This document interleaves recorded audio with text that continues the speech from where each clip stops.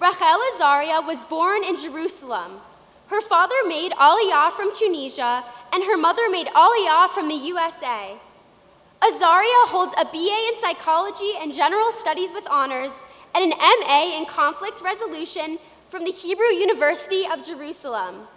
She is also a graduate of the Educational Leadership School at the Mandel Institute.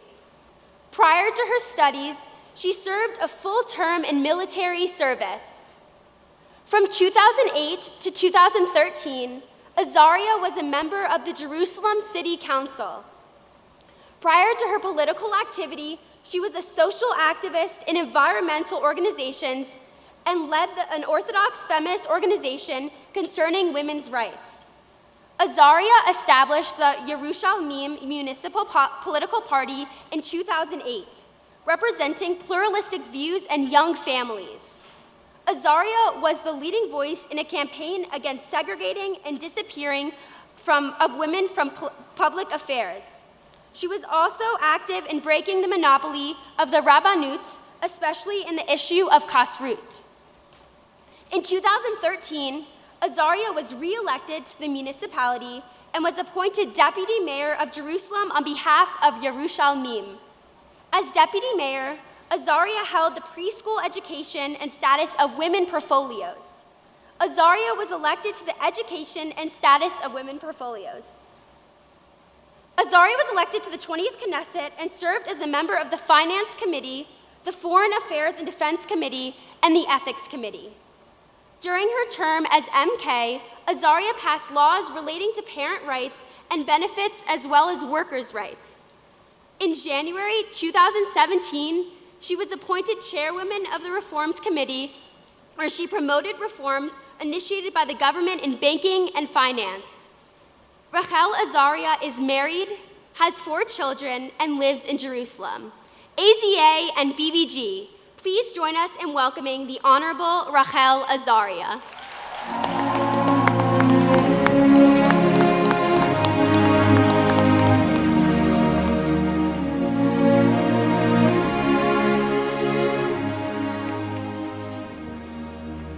Boker Tov, BBYO! Come on! Boker Tov to all of you that are here because you care. Again, thank you. And the last time, Boker Tov to all of you, our future leaders. A nation that forgets its past has no future. That's what Winston Churchill taught us. And today I want to talk about a bit of our history, of our past. In 1898, kind of like BBYO, was the Second Congress, World Jewish Congress. Jews, leaders from all over the world got together to discuss the future of the Jewish people.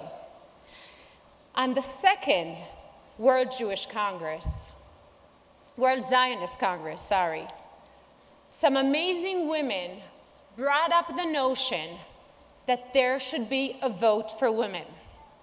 They campaigned for votes for women, and they didn't give up. And guess what? They won. And think about it. It is 1898, way before nearly any democratic country had votes for women. And our World Zionist movement knew we have to have votes for women. They had some hardships along the way, and it was finalized only later, but they made it.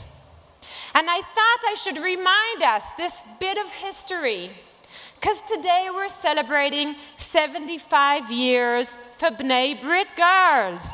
BBG, there you go. Again, amazing women, leaders, that they're out there to campaign for what's important. You know, when those women were campaigning for votes for women, people told them, why now? There's so many other issues to campaign.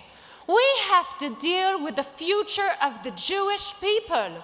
Do you really want us to campaign for 2 notions, for 2 ideologies at the same time? But they did it. And I think that today we're dealing with this major issue.